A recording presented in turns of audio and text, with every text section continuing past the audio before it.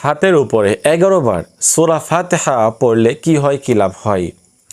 সম্মানিত দর্শক, আজকে আমরা জানব যে হাতের উপরে, শুধুমাত্র হাতের উপরে 11 বার সূরা ফাতিহা পাঠ করে ফু দিলে কি হয়, কি লাভ হয়। খুবই গুরুত্বপূর্ণ, খুবই কার্যকরী একটি আমল সম্পর্কে আজকে আমি বলে দেব।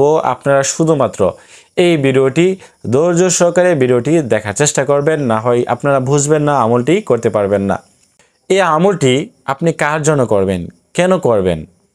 এই আমলটি করলে দুইটি লাভ রয়েছে। আমি লাভগুলো আগে বলতেছি। দুইটি লাভ রয়েছে। তার মধ্যে প্রথম লাভ হচ্ছে, আপনি আমলটি করলে আল্লাহ তাআলা আপনার মনের আশা পূরণ করবেন, আপনার দোয়া কবুল করবেন এবং আপনাকে অভাব অনটন থেকে দূরে রাখবেন।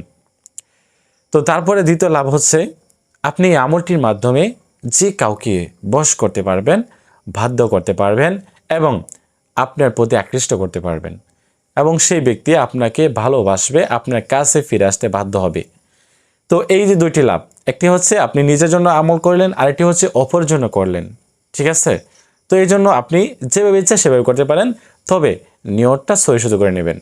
আপনি কেন করতেছেন এই আমলটি, সেই নিয়তটা করে নেবেন এবং আল্লাহ তাআলার কাছে বেশি বেশি দোয়া করবেন। এখন আসেন আমরা এই আমলটি কিভাবে করব। সেজন্য আমাদেরকে পবিত্রতা অর্জন করতে হবে এবং যে কোনো সময় এই আমলটি আপনি করতে পারেন। প্রথমে 3 বার ইস্তিগফার পাঠ করবেন, আস্তাগফিরুল্লাহ আস্তাগফিরুল্লাহ আস্তাগফিরুল্লাহ। তারপরে 3 বার দুরূদ শরীফ পাঠ করবেন, যে দুরূদ শরীফ আমরা নামাজের মধ্যে পাঠ করে থাকি। আল্লাহুম্মা সাল্লি আলা মুহাম্মাদ ওয়া আলা আলি মুহাম্মাদ কামা সাল্লাইতা আলা ইব্রাহিম ওয়া আলা আলি ইব্রাহিম ইন্নাকা হামিদুম মাজিদ। সম্পূর্ণ দুরূদ শরীফ আপনারা পাঠ করে নেবেন। আর যারা এই দুরূদ শরীফ পারেন না, তারা শুধুমাত্র সাল্লাল্লাহু আলাইহি ওয়াসাল্লাম পাঠ করে নেবেন। এখন আসেন, আমাদেরকে সূরাতুল ফাতিহা সহিহ শুদ্ধভাবে কতবার পাঠ করতে হবে? 11 বার। 11 বার পাঠ করতে হবে। আউযু বিল্লাহি মিনাশ শাইতানির রাজিম। বিসমিল্লাহির রহমানির রহিম। আলহামদুলিল্লাহি রাব্বিল আলামিন। আর রহমানির রহিম মালিকি ইয়াউমিদ্দিন।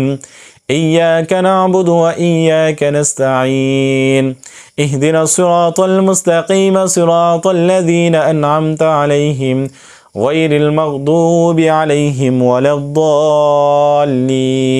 এরকম ভাবে সূরা ফাতিহা সহিহ শুদ্ধভাবে পাঠ করতে হবে। কতবার? 11 বার পাঠ করবেন। পাঠ করে শেষে 3 বার দুরূদ শরীফ পাঠ করবেন। পাঠ করে আপনি ওই হাতের মধ্যে, আঙ্গুলের মধ্যে বা হাতের তালুতে আপনি ফু দিবেন। ফু দিয়ে আপনি মুখ এবার বন্ধ করে নেবেন। এ হচ্ছে আমল।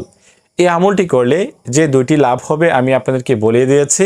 আপনারা অবশ্যই আপনারা সহিহ শুদ্ধভাবে এই আমলটি করার চেষ্টা করবেন, না হয় কাজ হবে না। যদি আপনারা অশুদ্ধভাবে আমল করেন, কোনোদিনও কাজ হবে না। এই আমলটি করার পাশাপাশি আপনাদেরকে অবশ্যই নামাজ আদায় করতে হবে এবং আল্লাহ তাআলার কাছে বেশি বেশি দোয়া করতে হবে।